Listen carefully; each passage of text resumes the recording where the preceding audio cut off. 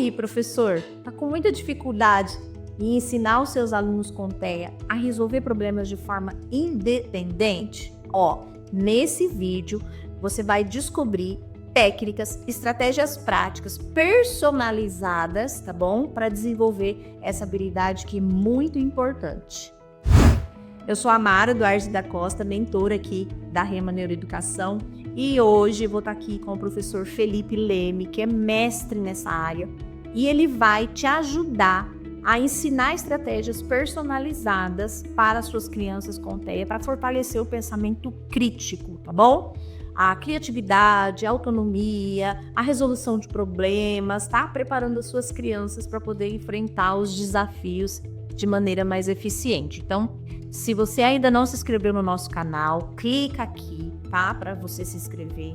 Não esqueça de ativar o sininho, para que você não possa perder nenhum conteúdo, tá? E bora lá anotar o que o professor tem para passar.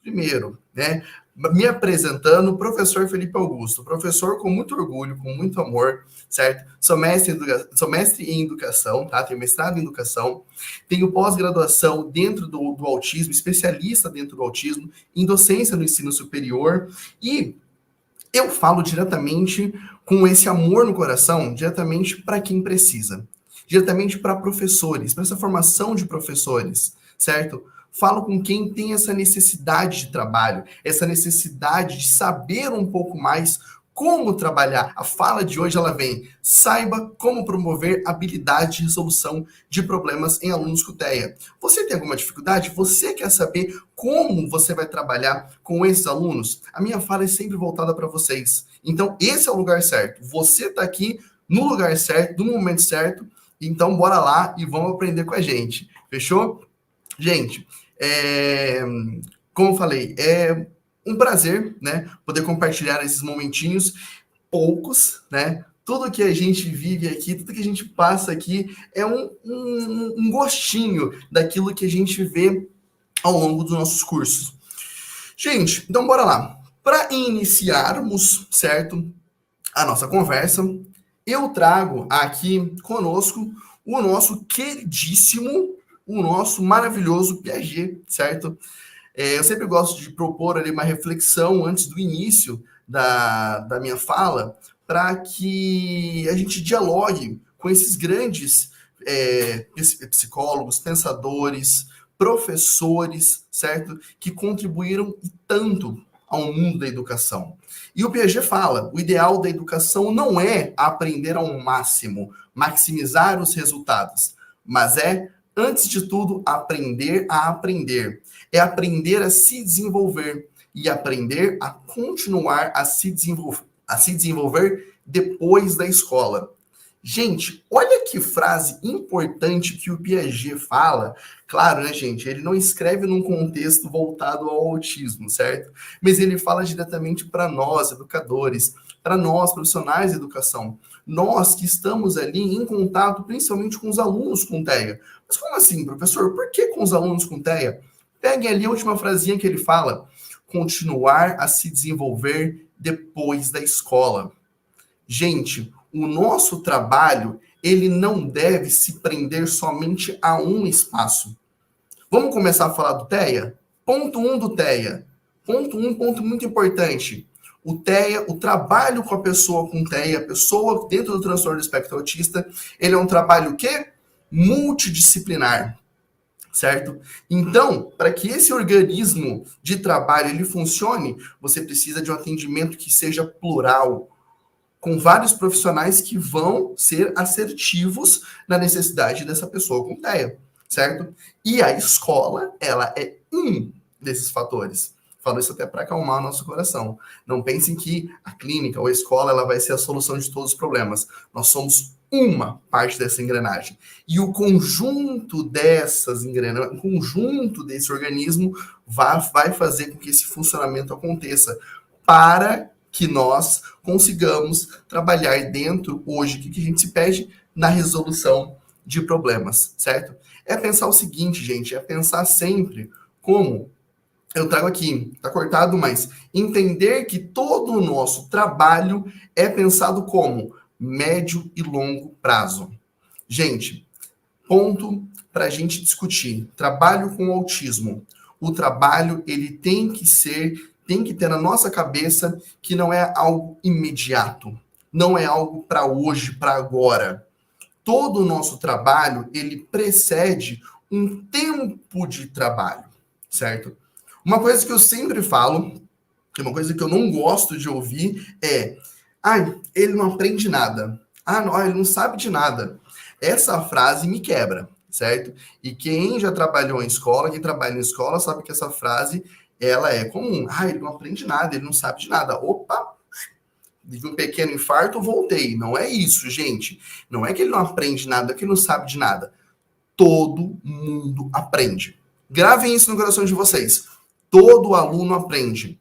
Independente da neurodiversidade dele, independente do nível que esse indivíduo for, todos eles aprendem. Todos têm potencial de aprendizagem. Vygotsky falava sobre isso, certo? Todo mundo tem esse potencial, certo? Quando eu ouço isso, eu penso, ele não aprendeu nada, então, né, ele ficou num berço durante todo esse tempo, e aí foi tirado do berço e foi levado para a escola. Gente, não é isso. Alguma coisa ele aprendeu. Alguma coisa ele desenvolveu para estar ali, certo? Mas, em determinados tempos, essa aprendizagem, ela precisa de um tempo maior, de um espaço maior de tempo. E é por isso que eu falo, o trabalho com TEA, ele não acontece do dia para a noite. Ele aprende sim, mas pode ser que ele precise de um tempo maior. Pode ser que ele necessite de um suporte maior, certo? Esse suporte, inclusive, está na própria nomenclatura, os níveis de suporte do autismo, certo? É que vão dar a base do nosso trabalho, certo? Então, um trabalho que não necessariamente vai durar 1, 2, 3 meses, mas pode durar 1, 2, 3, 4, 5 anos para ser efetivado. Tudo que eu faço, tudo que eu exerço, tem frutos e tem consequência lá na frente. Como o Piaget fala, é pensar depois da escola. Gente, vamos lembrar o seguinte, eu não trabalho principalmente com a pessoa com TEA para tirar ele do primeiro aninho para o segundo, do segundo para o terceiro. Eu promovo a autonomia para a vida desse indivíduo. Quem eu quero formar? Que pessoa é essa que eu estou trabalhando? Com quem eu estou dialogando? Com quem eu estou ensinando? Ensinando e aprendendo por consequência, né, certo? O professor é um eterno aluno, tá, gente? Eu sempre falo, o professor é um eterno aluno. Todo o nosso trabalho, ele precede essa palavrinha mágica que tá até grifada aqui em verde. Gente, autonomia, certo? Autonomia. Como diria Cartola, se eu tivesse autonomia, certo? É essa autonomia que a gente precede, tem que ter em mente no desenvolvimento do nosso trabalho. E com isso, a gente promove, consequentemente, a capacidade na resolução de problemas. Olha lá, para caracterizar a pessoa com autismo, a gente segue dentro da literatura médica, tá? Os manuais internacionais do DSM e do CID, tá? DSM na 5ª edição, o CID na 11ª edição, certo? Eles vão trazer, em suma, gente, os critérios de diagnóstico dentro do autismo datam como principal característica o quê? A defasagem, prejuízo nas áreas da comunicação e da interação social, certo? Depois, eles podem apresentar padrões de comportamentos, interesses, atividades que sejam restritas, repetitivas, certo? Dentro desses padrões que atendam esses critérios de diagnóstico, certo? Mas para a gente desenhar um papel aqui para nossa fala de hoje, tá? Dificuldade na comunicação e na interação social. Pera lá, professor, o que você está falando com relação a isso? Eu estou querendo dizer que a maior dificuldade da pessoa com TEA é no dia a dia, é no cotidiano, certo? São nessas interações que acontecem no mundo que cerca essa criança, que cerca esse indivíduo, certo? Dentro da escola, certo? Nos lugares que ela frequenta, nas igrejas que ela vai, nas aulas extras que ela participa, certo? Na clínica, se ela já fizer algum tipo de atendimento, certo? em aulas de escolinhas de futebol, em atividades esportivas, cursos de línguas, enfim, aonde esse indivíduo estiver, que é um ambiente diferente, um ambiente onde ele não tem o costume de estar, vai ter a dificuldade, porque é nessa relação que a gente vê essa principal dificuldade. É aqui, minha gente, que a gente vai trabalhar nessa resolução de problemas. É aqui que a gente vai trabalhar nessa resolução de dificuldades. Porque dentro disso existem vários critérios que aí a gente vê ponto a ponto em cada caso de pessoa com autismo, certo? Então, a dificuldade de uma pessoa até acontece ao manter a interação social e a construir o relacionamento com outros, certo? Portanto, precisa-se, desenvolver habilidades sociais para que os indivíduos TEA tenham recursos de enfrentamento. Olha que palavrinha maravilhosa para a gente ver, pessoal. Recurso de enfrentamento, tá? Eu acredito que uma das questões que muita gente coloca é, professor, eu não sei o que eu faço quando esse aluno ele entra em conflito com ele mesmo. Ele começa a chorar, ele entra em uma crise muito grande, certo? Eu não consigo saber o que está acontecendo ali com ele. Ele chegou para mim esse ano, eu tenho essa dificuldade ainda para entender essa dificuldade que ele tem ao longo do seu desenvolvimento. Espera lá. Essa palavrinha aqui ajuda a gente a entender muita coisa. Recursos, tá, de enfrentamento. O que isso significa? Significa que quando essa criança ela tem algum problema, tem alguma questão que ela não consegue resolver, algo que chega no seu interior que afeta ela e a gente vai falar ainda hoje sobre essas questões sensoriais que afetam a pessoa com autismo, certo? Então, essas questões elas podem ser muito bem colocadas ali e aí ser expostas de alguma forma num comportamento disruptivo, num choro, numa crise, certo? Ele faz isso por quê? Porque ainda ele não possui o recurso de enfrentamento, as habilidades de autorregulação para lidar com aquela situação, certo? Quando a gente estimula, quando a gente faz os processos de estimulação, as intervenções, as terapias que são necessárias, a gente fortalece isso. A gente fortalece esse recurso de enfrentamento. A gente oferta a esse aluno essa capacidade de se entender, capacidade de metacognitiva, quando essa pessoa se entende no seu universo, se entende o que deixa ele bem, o que deixa ele mal, o que atingiu ele. Essas dúvidas e incertezas que as pessoas com TEA carregam, que muitas vezes elas não conseguem expressar isso, é essa dificuldade em lidar com esse recurso, certo? Então, nós precisamos ter isso em mente. Precisamos entender que o nosso trabalho, minha gente, ele precede essa autorregulação nele. A gente vai ofertar recursos de enfrentamento para que ele se autorregule, para que ele consiga solucionar ali os seus problemas, as suas dificuldades com autonomia. A palavra-chave é essa, autonomia. Tudo que a gente faz hoje é para que ele chegue numa adolescência, é para que ele chegue numa vida adulta e ele consiga resolver esses problemas, certo? Então vamos lá. A criança com TEA, ponto, ela precisa ser estimulada, certo? Gente, não existe trabalho com pessoa com TEA sem estímulo. É uma tríade de trabalho, minha gente. É o fortalecimento da escola, são os atendimentos clínicos que essa criança ela precisa ter, e aí são os mais variados, onde houver a necessidade, pode ser fono, psicopedagoga, TO, psicomotricista, enfim, a parte clínica, aonde ela vai necessitar esse atendimento, escola, e aonde? Família. Gente, família é importantíssima no processo de desenvolvimento de uma pessoa com TEA. Sem a base familiar, você tem ali uma perda, certo? Então, eu preciso do aporte, eu preciso do apoio, eu preciso fazer com que essa família entenda o seu papel nesse processo, certo? Porque se você tem ali, não tem o apoio da família, algo se perde. Esse tripé, ele fica, né? Ele vai cair. Porque essa criança pode ter uma escola maravilhosa, essa criança pode ter um atendimento clínico muito bom, mas se não tiver um trabalho de continuidade, essa estimulação, minha gente, ela é contínua, certo? Ela não é uma coisa que para, não é uma coisa que fechada, certo? A família só vai levar na clínica e na escola, e acabou. Opa! E o restante? E as vivências? E as experiências que essa criança precisa ter ao longo da sua vida, certo? É a família que faz parte desse processo, tá? E olha só, como que a gente pode fazer? Dos pontos da estimulação uma das formas é pelo brincar, por meio do brincar. Ela pode começar a interagir com outras crianças que estão ao seu redor. Gente, vamos pegar um ponto aqui importante. A criança, ela precisa do brincar.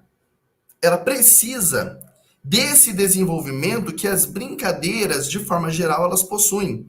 Até porque essa criança, ela não começa a aprender somente quando ela está ali na escola. A escola é um dos processos de formação educativa daquela criança, mas não é o único, singular, certo? Essa criança, ela começa a aprender quando ela começa a interagir, a conviver com outras pessoas, por meio das brincadeiras, certo?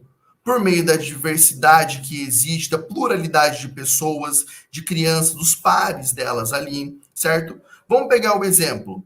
Uma criança que, com o pai e com a mãe, sempre brincou de jogar bola com a mão. Joga bola com a mão, joga bola com a mão, joga bola com a mão. Passou um tempo, ela viu um grupo de crianças chutando a bola com o pé, certo? E vê uma criança chutando a bola com o pé, vê outra criança chutando a bola com o pé, e ela começa o quê? Pensar, olha só, eu não posso somente brincar com a mão, eu posso também usar os pés. Eu tô vendo uma criança brincar com Lego, mesmo que ela nunca tenha pego numa peça de Lego, ela vai entender, observando uma criança, como que é o funcionamento. Que eu posso montar, que eu posso empilhar, que eu posso colocar na lateral, certo? Eu aprendo através da interação, eu aprendo através da vivência, eu aprendo através desse contato com o outro, certo?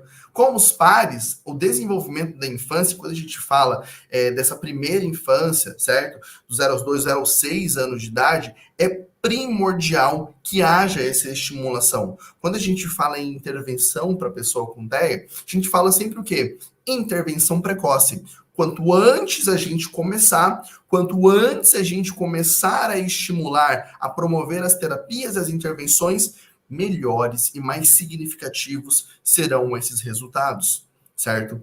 Gente, muitas famílias, certo, não têm o conhecimento, não têm o aporte necessário para entender muitas vezes essa questão. Pega uma família de primeira viagem, pai, mãe de primeira viagem, é tudo novo, certo? E ainda se tem, certo, a questão do autismo, certo? Isso acaba sendo potencializado.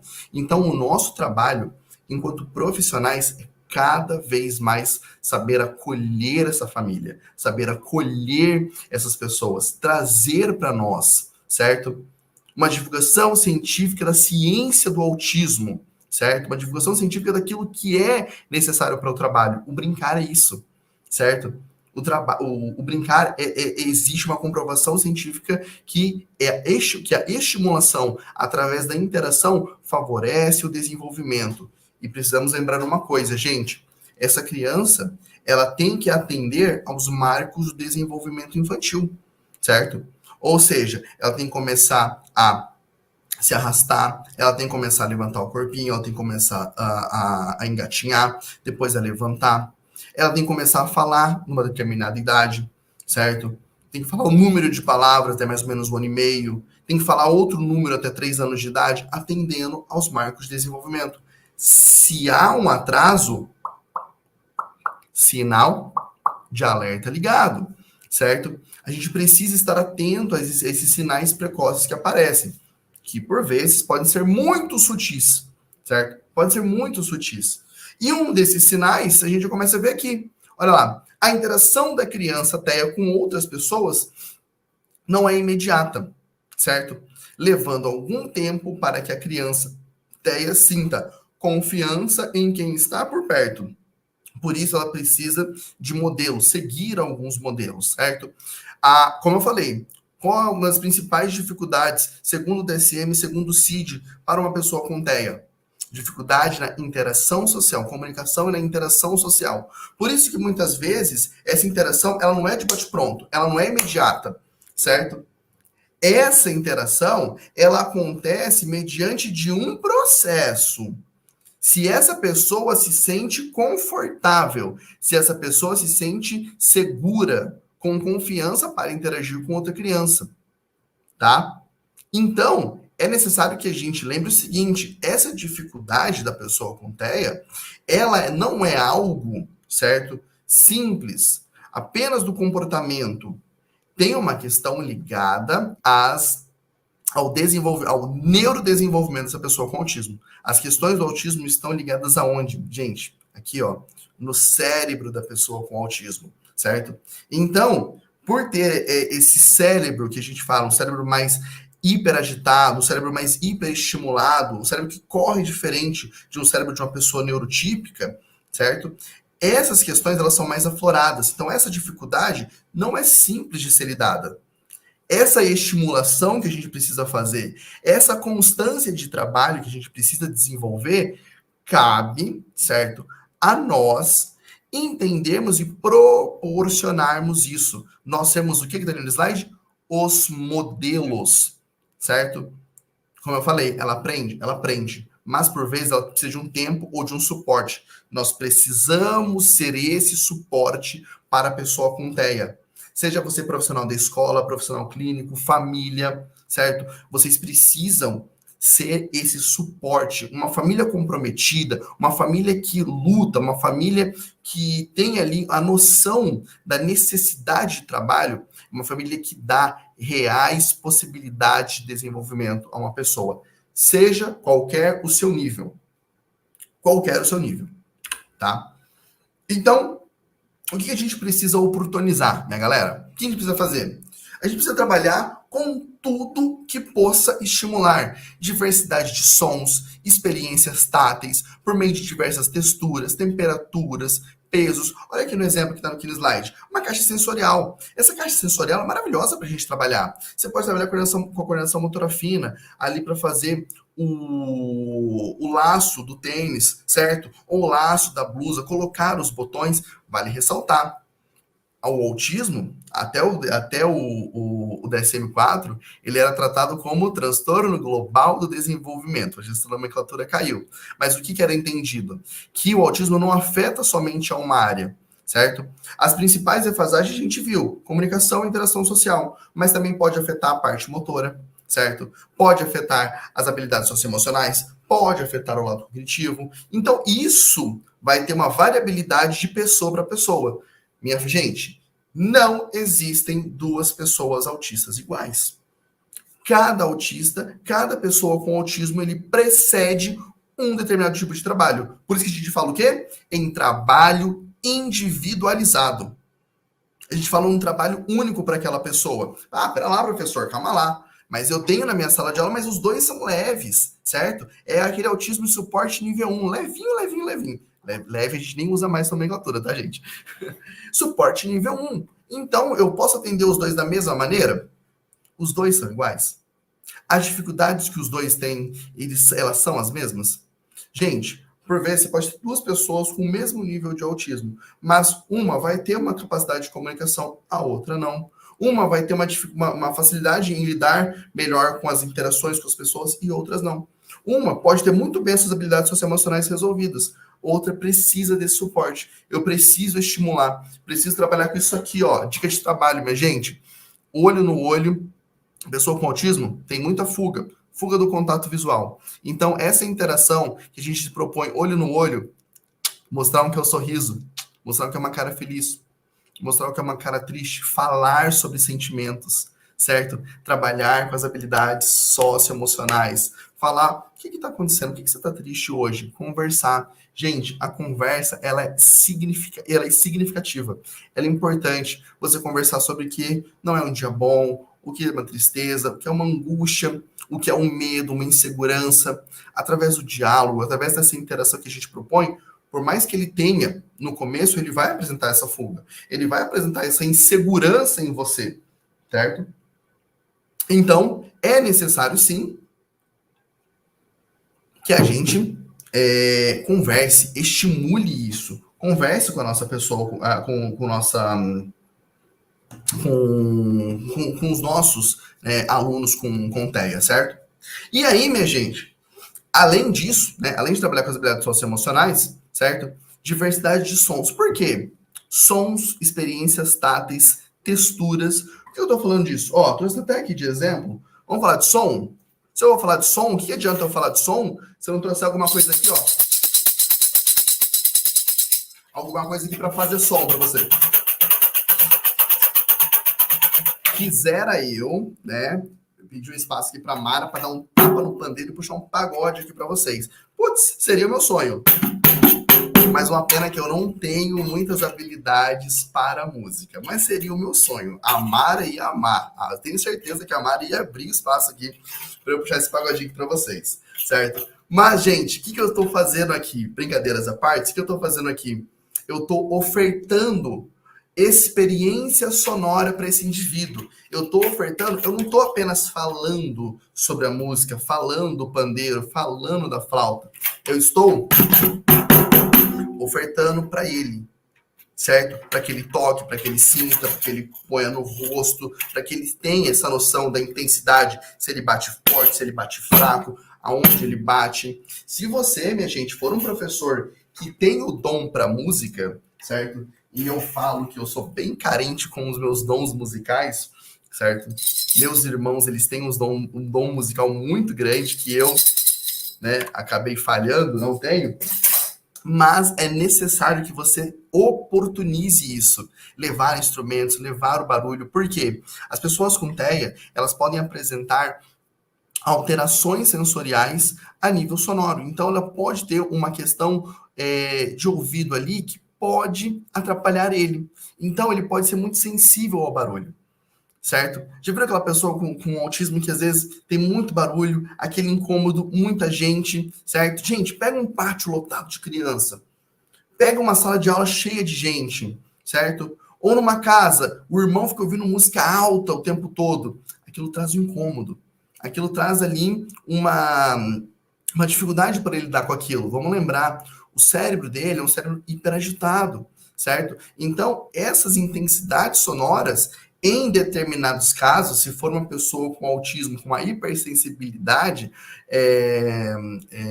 a nível sonoro, ele pode, certo, apresentar ali alguns comportamentos subjetivos, ele pode ficar um pouco mais triste, ele pode ficar um pouco mais quieto. Quando eu começo a ofertar para ele, ele começa a discriminar a intensidade dos barulhos, começa a lidar melhor com aquela questão, certo? Ele entende o que é um som alto, um som baixo, uma voz alta, uma voz baixa, certo? Eu preciso discriminar, eu preciso colocar, eu preciso saber exemplificar isso para o meu aluno, certo? Experiências táteis, certo? Propor para ele, eu trouxe aqui, ó, um joguinho, esse aqui é um jogo da memória, certo? É um jogo da memória, só que ele é um jogo da memória sensorial, certo? Que a gente vê pelo tato. Ó, que interessante. Aqui, ó, alguns botões, certo? Botõezinhos. Aqui, o EVA, que é um pouquinho mais liso, com o seu par. Um tecido, certo? Com os seus furadinhos, para ele tocar, para ele sentir, para ele perceber, certo? Para ele ter essa noção que isso aqui, ó, não dá para ver bem, mas é uma lixa, certo? O que a lixa faz? A lixa arranha, a lixa pode, né, pode causar um incômodo, ou pode ser o lado macio da esponja, certo? Que traz uma outra percepção no toque da pele, no toque no braço, certo? Eu oportunizo para ele diversas possibilidades. Como eu comecei a falar agora há pouco, olha aqui essa caixa sensorial. O zíper, eu estou fortalecendo as habilidades de coordenação motora fina, certo? Professor, o meu aluno está com uma dificuldade muito grande para aprender a escrever, certo? Ele já consegue até ler, mas ele não está conseguindo escrever, ele pega errado no lápis. Opa, pera lá. Será que ele está com as suas habilidades, com a sua coordenação motora fina bem desenvolvida? Será que ele já tem a pega correta no lápis? Será que ele já tem, certo, a força palmar para colocar o posicionamento correto das mãos ali? Então, tudo isso eu preciso ter essa atenção. Como ele pega, como ele senta, certo? Eu tenho que ter esse olhar atento, olhos atentos a essas questões, certo? Se ele tem essa força, se ele tem esse domínio, se ele já tem essa prática, certo? Ele pode estar ali na idade da alfabetização, ele pode já saber ler, ele já pode já saber juntar as sílabas, juntar as letras, formar as palavras, mas na hora de escrever ele se perde. Por que ele se perde? Será que quando ele senta, ó, sentou, o pezinho dele tá grudado no chão, ou tá ali, ó, balançando? Isso aqui, ó, é uma distração muito grande, certo? Então, pode ser que você precise de colocar um suportezinho ali, certo? Diversas texturas, temperaturas, peso. Gente, peso, o que seria esse peso, esse contrapeso? Ao mesmo tempo que a gente tem pessoas com autismo, com uma hipersensibilidade, certo? Que podem ser sensíveis a barulho muito alto, a luz muito forte. Vocês perceberam que a luz, né, aqui do meu quarto, às vezes ela dá uma estourada. Tem uma luz muito forte aqui. Isso pode gerar uma alta sensibilidade para uma pessoa que tem essa dificuldade visual, esses estímulos visuais, certo? Então, luzes muito fortes, ambientes muito poluídos, certo? Então, cuidado com deixar um ambiente mais clean, um ambiente em tons mais pastéis, um ambiente mais tranquilo, até para trazer uma calma para esse indivíduo. Pode ser que ele tenha essas diversas hipersensibilidades que a gente vê ao longo do nosso curso, mas pode ser que ele também tenha uma hipossensibilidade. A pessoa que tem uma hipossensibilidade, ela tem uma resistência maior à dor. Já presenciaram alguns casos de pessoas que, porventura, estão em crise e se machucam, se batem, se arranham, certo? Batem, socam, empurram as coisas, auto-heteroagressão, certo? O que é isso? Pessoa que possivelmente tem uma hipossensibilidade não percebe essa intensidade, certo? De dor que ele causa. Então, muitas vezes, ele precisa de algo condensando ele, certo? Quem conhece aquela autista norte-americana, hoje PhD dentro da veterinária, Temple Grandin, certo? Ela fala sobre isso. Ela cria a máquina do abraço. Era algo para condensar ela, era um peso em cima dela, certo? Não era alguém abraçando ela, não era um abraço humano, mas era algo condensando e acalmando ela, certo? É o processo inverso. Às vezes essa hipersensibilidade do autismo, olha como cada caso é diferente. Não quer que toque, não quer que chegue perto, certo? Tem essa questão nessa hipersensibilidade. Agora, tem outros que precisam ser condensados. A gente trabalha com almofadas de peso para que na hora que essa criança sentar, a gente coloque um contrapeso aqui para que aquele peso da almofada, certo? Acalme ele, tá? Porque isso vai trazer um maior processo de autorregulação.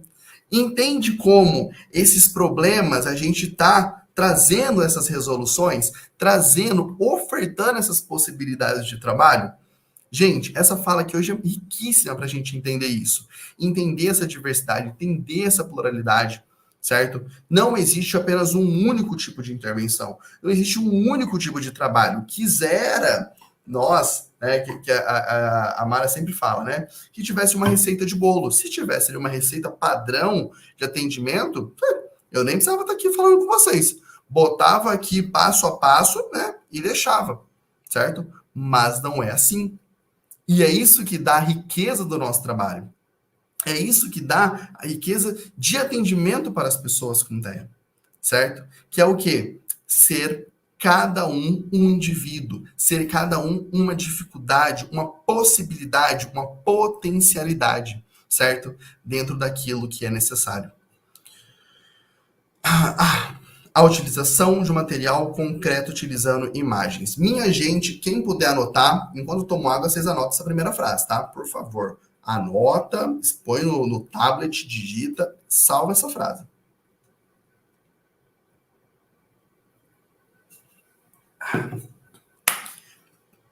Material concreto. Se eu falo de material concreto, o que eu estou falando? Eu preciso trabalhar com imagens, minha gente. Eu preciso trabalhar com suporte visual. Gente, pessoas com autismo têm dificuldade naquilo que é abstrato. Têm dificuldade em jogos imaginativos, figuras de linguagem. Eles são muito literais, certo? eles são concretos no seu pensamento. O que isso significa? Que esse cérebro, ele é um cérebro que ele precisa de informações vivas e reais. Como que a gente consegue ofertar isso no nosso campo de trabalho? Através de imagens. Eu preciso ofertar ao meu aluno cada vez mais uma sorte e uma possibilidade de um trabalho visual, de um trabalho que tenha imagens, certo?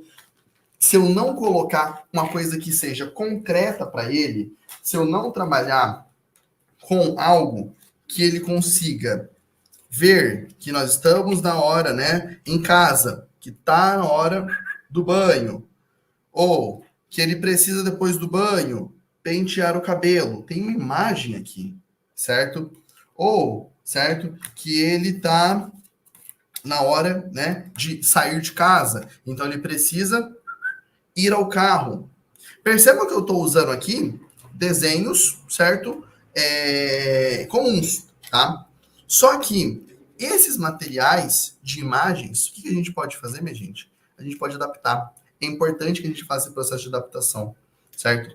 Então, se você vai falar da escola e você vai mostrar uma imagem da escola, você não vai mostrar uma escola qualquer, você vai mostrar a escola dele. Você vai tirar uma foto da escola ou pegar no Google Imagens da vida aí, certo? Uma foto que mostra a escola dele. Por quê? Quando você traz o que você está falando com apoio de imagens, você potencializa a aprendizagem desse indivíduo, que é um pensador concreto. Se ele é um pensador concreto, ele precisa de informações concretas. Lembra que eu falei há pouco? Do que adianta eu falar sobre felicidade, alegria, mostrar ele para ele, se eu não colocar uma imagem aqui, certo? Do que é um rostinho feliz, ou do que é um rostinho triste. Eu estou potencializando, eu estou mostrando o meu rosto, eu estou direcionando para ele e eu potencializo com o uso de imagens, certo? Eu posso falar sobre as emoções trazendo coletâneas, certo? De sentimentos que falam a respeito de alegria, felicidade, trabalhar dentro das habilidades socioemocionais, né? Estudos têm evidenciado que a comunicação por meio de imagens é uma das estratégias mais importantes na intervenção da pessoa com TEA. Devemos observar que a maioria dos autistas possuem dificuldades, olha lá, em representar um objeto ausente, necessitando de instrumentos de apoio para que seja possível essa representação mental, certo? Então, eu preciso ofertar aquilo que é real, certo? Se eu vou falar de pandeiro, eu vou mostrar foto de um pandeiro. Mas se eu tiver em mãos um pandeiro para mostrar, melhor ainda, certo? Porque eu tenho que trazer aquilo que é necessário e concreto para que ele entenda, tá? Então, as imagens, minha gente, as imagens elas são primordiais, certo? Gravem isso, estimulem através das imagens, antecipem, certo? As funções executivas, elas estão ligadas à capacidade de planejamento e organização, certo? Como que eu consigo me antecipar? Como que eu consigo me organizar? Deixa eu ver se eu vou falar mais à frente, senão eu já mostro aqui agora. Como eu consigo me organizar? Como eu consigo me estruturar, certo? Eu preciso de o quê? De uma rotina. Acho que vocês já ouviram falar sobre rotina, né? E a importância que a rotina tem para a pessoa com TEA. Gente, se vocês conseguirem ter essa noção que a rotina, ela favorece, ela estimula a antecipação, e a antecipação faz com que essa pessoa consiga se autorregular. Exemplo bem por cima. Quando essa criança ela vai no mercado, vai no shopping e ela, né, acaba entrando numa crise, num comportamento disruptivo, por que aquilo aconteceu? Será que ela foi preparada? Será que ela foi antecipada que ela ia ao mercado? Ah, mas eu falei que eu ia no mercado. Se eu falar, vamos ao mercado aqui para vocês, cada um aqui pensou em 5, 6 mercados diferentes. Mas qual mercado que a gente vai? É naquele de cima, no maior, ou no pequenininho aqui, que é mais rapidinho aqui? Ah, mas aqui não é bom para comprar produto de limpeza, não. Tem que ser naquele outro. Que mercado que a gente vai? Certo? Ou seja, eu vou mostrar a imagem do mercado. Nós vamos nesse mercado. Ah, professor, fazendo isso ele não vai ter crise? Não. A gente está fazendo o quê? Estimulando. A gente está propondo as terapias e as intervenções necessárias. É isso que a gente fala quando eu falo sobre resoluções de problemas. Não é algo imediato, mas é algo que é construído no dia a dia. Então, se eu tiver uma rotina para ele, minha gente, essa rotina, ela pode ser muito bem trabalhada, certo? Aqui, no caso, uma rotina para dentro de casa. Acordar, levantar, ir ao banheiro, café da manhã, depois escovar os dentes, ir para o passeio, ir para o computador, que é uma rotina de casa. A rotina... Ah, professor, calma lá, mas... você está chovendo no molhado, professor. Eu já faço rotina na minha escola. Isso aí, para mim, já é padrão há muitos anos. Eu já trabalho com quadro de rotinas. Ótimo. Mas será que a família também está trabalhando? Essa criança precisa de rotina só na escola? Essa criança precisa de rotina só na parte clínica? A rotina, minha gente, ela é geral. Por isso que eu falo, tenham o aporte, tenham o apoio da família. Por quê? Quando a família começa a estimular a rotina, e vamos lá, as pessoas com autismo precisam, certo? Precisam, para o seu estímulo, para o seu desenvolvimento, dessa rotina, certo? Então, quando eu faço essa proposta de intervenção com as rotinas, e uma rotina que seja, como eu mostrei aqui, ó, visual. Eu estou exemplificando aqui. Eu vou mostrar a escola dele aqui. Eu vou mostrar o mercado que ele vai, a padaria que ele vai, a farmácia que ele precisa ir. Quando eu adapto isso para o cotidiano, eu mostro aqui onde ele vai. Ah, você vai na casa do vô e da avó. Que vô e vó? Parte de mãe ou parte de pai? Então mostra a foto da avó. Mostra a foto da mãe, ou do vô, da avó, do tio, da tia, certo? Estimule através das imagens, e essas imagens, elas podem e devem ser adaptadas ao cotidiano desse indivíduo. Porque quando ele sabe para onde ele vai, ele já se regula. Capacidade de autorregulação. Antecipação, que favorece a autonomia. Perceba que aqui eu não dou ponto sem nó não, tá, gente? Uma coisa puxa a outra, certo? O trabalho, ele é assim, não tem ponto sem nó. Uma coisa vai ligando a outra. Por isso que é esse trabalho em conjunto que é necessário, tá? Aqui cortou um pouquinho, mas dá para a gente ler, né? As práticas pedagógicas envolvendo imagens visuais de ações pavimentam o caminho da interação, comunicação, consequentemente a linguagem e o pensamento crítico de uma perspectiva sempre, minha gente, uma perspectiva a longo prazo, tá? Uma perspectiva a longo prazo. A fala seguida de imagem, ela é importante. Então, você vai falar e você vai mostrar, certo? Você vai falar, vamos pentear o cabelo, certo? E, ó, coloca, é simples. Você potencializou. Você colocou ali algo concreto para ele. Na hora de se vestir, de pentear o cabelo, ele necessita de recursos visuais. E olha que interessante. No slide, gente, mesmo que a criança não tenha comunicação verbal, é fundamental falar com ela. Isso é um ponto que eu sempre falo nas minhas aulas, gente. Essa pessoa, ela pode ter o autismo, ela pode ter o TEA não verbal, certo? Mas isso não quer dizer que ela não vai falar com você. A pessoa, ela pode ser TEA verbal ou não verbal, minha gente. Eles precisam de capacidade de comunicação. Eles precisam se comunicar. Mas pera lá, professor. Mas se ele não fala, ele não se comunica. Opa! Certo? Quem aí assiste o Mundo Bita já sabe disso. O Mundo Bita já cantou pra gente. Ele falou, não precisa de palavras para comunicação, certo? Então eu posso utilizar ferramentas de comunicação alternativa, certo? Nas aulas do curso a gente mostra algumas das ferramentas de comunicação alternativa, certo? E a Libras também tá aí que não me deixa mentir, né? Então a gente precisa fortalecer isso aos nossos indivíduos, seja qualquer a sua dificuldade, seja qualquer o seu nível, certo? Eu, enquanto professor, enquanto pai, mãe, eu que tenho que estimular isso, certo? Ele sendo não verbal, ele sendo verbal. Gente, ele é não verbal, tudo bem, mas ele tá ouvindo tudo, ele tá percebendo tudo, ele tá se apropriando daquilo que está sendo feito do seu lado, daquilo que você está executando, certo? A gente não pode nunca, certo? Desistir ou achar que não tem uma solução, porque o trabalho, ele não é imediato, o trabalho é sempre a longo prazo. Não quero dizer para vocês que ao ofertarmos as imagens para ir à escola, as imagens para ir no mercado, para ir numa festa infantil, certo? Quando a gente oferta isso, não quer dizer que isso nunca vai acontecer. As crises nunca vão acontecer.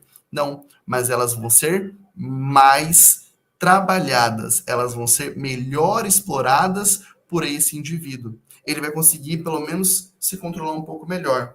Se antes ele ia numa festa e não ficava nem 10 minutos, agora, pelo menos, ele vai ficar 30. Porque na próxima festa ele vai ficar 40 minutos. E na outra festa ele vai conseguir ficar 1 hora. É estimulação. É dar vivência para eles. Uma coisa, e isso eu sempre deixo isso bem claro, gente. A gente aprende através da vivência. A gente aprende através da experiência, certo? Experiência de ir no mercado, experiência de ir no shopping, experiência de festa infantil, certo? Experiência de igreja, tá? Experiência aonde eu for, eu preciso estar com a minha pessoa com ideia, porque eu vou proporcionar para ele. Me corta o coração quando a gente ouve, e aí, não falo isso, né, julgando nem nada disso, mas não é comum que a gente ouça, não levo no shopping porque, né, nossa, lá chega lá, dá um trabalho, nossa, não tem como. Mas é justamente quando a gente vence essas barreiras que a gente proporciona essas experiências. Claro, ele tem essa dificuldade. Então, sim, ele pode apresentar um comportamento disruptivo dentro de shopping, em escola, certo? Mas quando a gente estimula, a gente vai direto nessa resolução de problemas. É um problema, é uma questão que ele não consegue resolver. Mas se a gente cercear, se a gente não estimular, a gente vai excluir esse processo de aprendizagem. E isso não pode acontecer. Quanto mais eu estimulo, quanto mais eu vivencio, quanto mais eu experimento, eu vivo isso de forma prática, não somente na escola. Volta para o que o Piaget falou para a gente no primeiro slide. Aprender para além da escola, certo? Não estou aqui falando, pelo amor de Deus, eu sou professor, que a escola não é importante, tá? Inclusive, ela é parte fundamental. Eu preciso, olha só, criar, inclusive, estratégias para a sala de aula. Dentro da sala de aula, eu preciso, minha gente, tá? Eu preciso ter o quê? Estratégias metodológicas plurais e diversificadas. O que isso significa na prática, gente? O que isso significa diretamente quando a gente fala com uma pessoa com autismo? Se a gente está falando aqui, ó, de criatividade e autonomia na solução de problemas e desafios. Eu estou falando da tão temida adaptação de material. Eu estou falando da tão temida prova adaptada. Meu Deus, o que eu faço? Professor, parece que é um bicho de 7 cabeças, né? Quando a gente fala, professor, não sei como adaptar, não sei o que fazer. Eu fico muito seguro, eu fico muito perdido. Calma, que nós estamos aqui para isso, certo? Essas estratégias metodológicas que sejam diversificadas, gente, nada mais é do que a gente proporcionar a essa criança, a esse indivíduo, algo que seja dentro da temática, mas que ele precise de um suporte a mais. Não estou falando que o tempo todo do autismo que precisa, ele necessita do uso de imagens. Posso dar um exemplo aqui para vocês? Eu sou professor, como eu falei, né? Para além, né, da minha especialização dentro do autismo, eu sou professor de história. Quem já me segue nas redes sociais sabe dessa minha vertente, certo? Sabe das curiosidades que eu passo a respeito da história lá para vocês. Então, eu sou professor de história. Quando eu estava trabalhando com o meu 5º ano, falando ali a respeito do Egito Antigo, eu sempre passo um resumo ali para eles. Eles esperam esse resumo. Mas, trabalhando, eu falei assim, gente, eu preciso trazer alguma coisa que seja mais plural e diversificada, certo? Então, a gente fez um resumo, certo? Só que foi um resumo diferente. Como é que foi esse resumo, professor? Então, eu passei o conteúdo ali para eles, um conteúdo sempre com imagens, certo? Eu sempre trabalho com slides nas minhas aulas, algo que seja vivo, certo? Seja perceptível para eles. Trabalhava com o Egito Antigo, certo? Então, vamos fazer o resumo? Vamos fazer o resumo. Só que o resumo vai ser diferente. Vai ser o resumo aqui, ó. Nesse círculo aqui, certo? Ó, trabalhando no Egito Antigo, ok? Se eu estou trabalhando no Egito Antigo, olha só que estratégia legal, inclusive essa estratégia do professor Leandro Rodrigues, certo? De trabalho. Se eu estou trabalhando no Egito Antigo, o que eu posso fazer? Eu posso usar o que nós trabalhamos através das imagens. O que eu estou mostrando aqui? Se eu estou falando do Egito Antigo, as pirâmides. Mas se eu rodar, eu posso falar sobre a questão religiosa. Se eu rodar mais um pouquinho, eu posso falar sobre a sociedade do Antigo Egito. Dessa questão da sociedade escravagista, certo? Eu posso falar dessa ascensão que tinha dentro ali da sociedade com os faraós, como que eles eram percebidos, as múmias, né? Depois que eles eram mumificados, para onde eles eram levados dentro das pirâmides, certo? O Rio Nilo, perfeito? O Rio Nilo, a importância do Rio Nilo que teve perante aquela sociedade, como que a sociedade se desenvolve por conta dos rios, a agricultura, como que se deu esse processo, certo? A questão do faraó, como eu falei para vocês. Opa, é o conteúdo, é meu conteúdo de história. Só que eu coloquei para que eles desenhassem, ou para que eles fizessem uma colagem numa cartolina. Eu ofertei uma cartolina, isso aqui é só um exemplo, tá? Que é um tamanho de um CDzinho pequenininho. Mas eu ofertei uma cartolina. E aí eles desenharam, certo? Coloquei em grupo. Olha só, estou trabalhando em grupo. Estou estimulando a interação social. Professor, então quer dizer que toda sua aula você tinha uma pessoa com autismo? Não, mas isso é adaptação de atividade. Percebam, eu posso adaptar para todas as pessoas. E se eu estiver trabalhando diretamente com a pessoa com TEA, essa adaptação, ela é maravilhosa. Professor, pera lá, mas é professor de história. Como é que eu estou trabalhando com alfabetização? Eu estou trabalhando com a matemática, certo? Eu não consigo colocar as imagens para isso. Olha aqui em branco. Vamos começar a pensar e estimular isso através das nossas atividades? Está trabalhando com alfabetização? Olha que legal. Põe a letra C aqui, certo? E aí faz... Aqui, né? Põe a letra C aqui e pede para ele desenhar palavras com a letra C. Casa, cachorro, camelo, cabelo, castanha. E pede para ele colar ou pede para ele desenhar, certo? Está trabalhando com a matemática? Opa, vamos aqui. 2 vezes 2? 2 vezes 1? 2. 2 vezes 2? 4. 2 vezes 3? 6. 8. 10. Eu adapto para aquilo que tem necessidade, certo? Mas eu não deixo de estimular, eu não deixo de apresentar algo novo para o meu aluno, certo? A tão temida adaptação de material que muita gente tem medo, pessoal, não é um bicho de 7 cabeças, tá? Não é um bicho de 7 cabeças. E a gente ajuda, a gente trabalha com relação a isso nas nossas aulas, tá bom? E então é isso, tá? A gente precisa estimular através dessa diversidade, procurar novos materiais, diferentes níveis de complexidade, certo? Para ser trabalhado de maneiras diversas. Perceba, eu estava falando de matemática do Antigo Egito. Eu não fiz um resumo simples ali no quadro, mas eu proporcionei algo diferente, algo visual, algo dinâmico, uma atividade em grupo, para que seja ali fortalecida e estimulada da melhor forma possível. Certo? Deixei aqui 2 exemplos, tá? De atividades online que a gente pode fazer, tá? Porque a gente tem o Tangram, né? Aqui na vida real, que a gente pode trabalhar, se a gente estiver ali no nosso cotidiano. Mas também, dentro do DigiPuzzle, dentro aqui dessas atividades, a gente também pode trabalhar algo remoto, com muito cuidado, que a gente está falando sobre o uso de telas para pessoas com autismo, tá? Então, é uma estimulação através do online, através do remoto, mas tem que ter um pouquinho ali de cuidado com os tempos, certo? E saber fazer o manejo dos tempos de tela, tá certo? Deixei minhas indicações de leitura aqui, minhas referências, e é isso.